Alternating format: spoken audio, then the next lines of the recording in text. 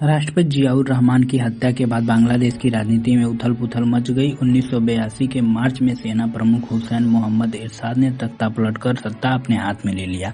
देश भर में मार्शल लॉ लागू कर दिया गया, संसद भंग हो चुकी थी, संविधान को निलंबित कर दिया गया, साथ ही सभी राजनीतिक गतिविधियों पर प्रतिबंध लगा दिया गया। एक साल बाद इरशाद खुद राष्ट्रपति बन गए। इसके बाद शेख मुजीब की बेटी हसीना और जियाउर रहमान की पत्नी खालिदा की राजनीति में एंट्री हुई। फिर दोनों ने मिलकर इरशाद को पद से हटाने पर मजबूर किया। फिर साल आता है 1981। बांग्लादेश में राष्ट्रपति शेख मुजीब की हत्या हो चुकी थी। देश अस्थिरता के दौर से गुजर रहा था। तब अवामी लीग के नेता ने महसूस किया कि पार्टी को फिर से खड़ा करने के लिए किसी चेहरे की जरूरत है जो शेख मुजीब की विरासत से जुड़ा हो। खालिदा के पति जियाउर रहमान ने 1975 में शेख हसीना के देश लौटने पर रोक लगा दी थी। ऐसे में निर्वासन में रहते हुए ही उन्हें अवामी लीग का अध्यक्ष बनाया गया। इसके बाद उपराष्ट्रपति सत्तार ने हसीना को बांग्लादेश आने की इजाज़त दे दी। वे भारत से बांग्लादेश लौटे। फिर यह पहला मौका था जब वे 1977 में पिता की हत्या के बाद देश पहुंची। इसके बाद शेख हसीना ने सड़कों पर उतरकर अपनी राजनीति शुरू कर दी। साल आता है 1981 का। खालिदा जिया राजनीतिक से लगभग दूर थी। घर, बच्चे, औपचारिक सार्वजनिक कार्यक्रम, बस यही उनकी दुनिया थी। लेकिन पति की मौत के साथ ही यह दुनिया टूट गई।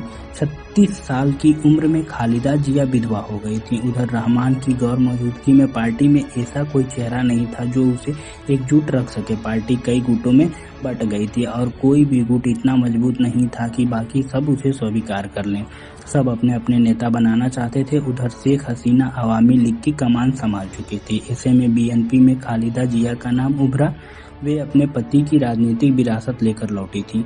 यानी मुकाबला अब मुजीब की बेटी बनाम जिया की पत्नी का बनने लगा था। पति के मौत के एक साल बाद जिया की पार्टी में एंट्री हुई। 2 साल बाद 1984 में उन्हें पार्टी का अध्यक्ष बनाया गया। फिर आता है तीसरा चुनाव 1986 का। आर्मी चीफ इरशाद ने भले ही सत्ता को अपने कंट्रोल में ले लिया था, लेकिन उन पर इंटरनेशनल प्रेशर बढ़ रहा था। ऐसे में उन्होंने वही रास्ता चुना जो उनसे पहले जियाउर रहमान ने चुना था, चुनाव के जरिए सत्ता को वैधता देना।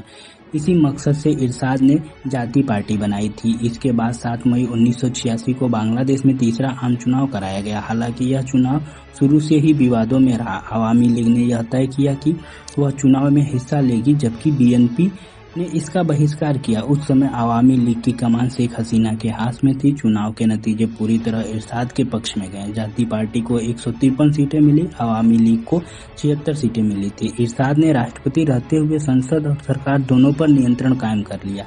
चुनाव के बाद उन्होंने औपचारिक रूप से मार्शल लॉ हटाने का घोषणा की, लेकिन देश की असली ताकत सेना के हाथों में ही बनी रही।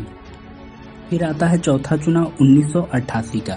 1986 का चुनाव कराने के बाद इरशाद को उम्मीद थी कि इंटरनेशनल प्रेशर कम हो जाएंगे और उनकी सत्ता को वैधता मिल जाएगी, लेकिन इसका उल्टा हुआ और चुनाव को नकली माना गया। सड़क से लेकर सांसद तक आंदोलन जारी रहा। ऐसे में साल 1988 में इरशाद ने फिर से चुनाव कराने का ऐलान किया। हालांकि इस बार बीएनपी की तरह अवामी लीग ने भी चुनाव का बहिष्कार किया। अगले 2 साल देश में विरोध प्रदर्शन का सिलसिला जारी रहा। अक्टूबर 1990 में ढाका यूनिवर्सिटी के छात्रों ने सड़क पर उतरना शुरू कर दिया।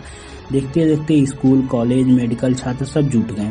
नवंबर आते आते हालात खराब हो चुके थे। पुलिस ने कई प्रदर्शनों पर सीधे गोलियां चलाई। कई रिपोर्ट्स में 100 से ज्यादा छात्रों की मौत का दावा किया गया। कहा जाता है कि यह वही पल था जब छात्र नेता ने दोनों दलों से साफ कहा कि अगर खालिदा जिया और शेख हसीना उन्हें समर्थन देने के लिए एक साथ नहीं आई तो यह आंदोलन मर जाएगा। खालिदा जिया और शेख हसीना ने पहली बार एक साझा विपक्षी मोर्चा बनाया और रैलियां तय की, हड़तालें घोषित की गईं और दोनों ने सार्वजनिक रूप से एक दूसरे का समर्थन किया। कई जगह वे एक ही जुलूस का हिस्सा बनी।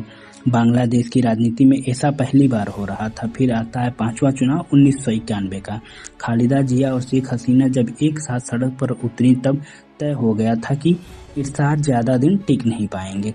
आखिरकार इरशाद को राष्ट्रपति पद छोड़ना पड़ा और देश की जिम्मेदारी एक कार्यवाहक सरकार को सौंप दी गई। इसके बाद 1991 में चुनाव हुए। इस चुनाव का महत्व सिर्फ इस बात में नहीं था कि कौन जीतेगा, बल्कि इस सवाल में था कि देश चलेगा कैसे? जब शेख मुजीबुर रहमान ने एक दलीय व्यवस्था लागू की तो सत्ता राष्ट्रपति के इर्द गिर्द सिमटने लगी थी। उनकी हत्या के बाद हालात और बिगड़े। सेना सीधे सत्ता में आ गई और जियाउर रहमान और फिर हुसैन मोहम्मद इरशाद के दौर से राष्ट्रपति पद ही असली ताकत का सेंटर बन गया। धीरे धीरे जनता के मन में यह धारणा बैठ गई कि जब राष्ट्रपति सबसे ताकतवर होता है तो वही पद तानाशाही का रास्ता बन जाता है। ऐसे में 1991 का चुनाव सिर्फ सरकार बनाने के लिए नहीं था, बल्कि राष्ट्रपति के हाथ में सारी ताकत आने से रोकने का भी था। खालिदा जिया और शेख हसीना एक ही निष्कर्ष पर पहुंची कि अगर राष्ट्रपति के पास ज़्यादा ताकत रही तो सेना के लिए राजनीति में लौटना सबसे आसान होगा। 1991 के चुनाव के बाद राष्ट्रपति के अधिकार सीमित कर दिए गए और देश को पूरी तरह से संसदीय व्यवस्था में ले जाया गया। असली सत्ता प्रधानमंत्री और संसद के पास आ गई। भारत की तरह ही बांग्लादेश में राष्ट्रपति औपचारिक पद बन गया था। 1990 के बाद बांग्लादेश में लोकतांत्रिक चुनाव शुरू हुए, जहां हसीना और खालिदा जिया बारी बारी से सत्ता में आई। 1991 के बाद चुनाव में बीएनपी ने 140 सीटें जीती। खालिदा जिया 20 मार्च 1991 को पहली महिला प्रधानमंत्री बनी। खालिदा जिया पर एक आरोप यह भी था कि उन्होंने अपनी जन्मतिथि गलत बताकर 15 अगस्त जो शेख हसीना के लिए शोक का दिन था, उसे अपने जन्मदिन के रूप में मनाया।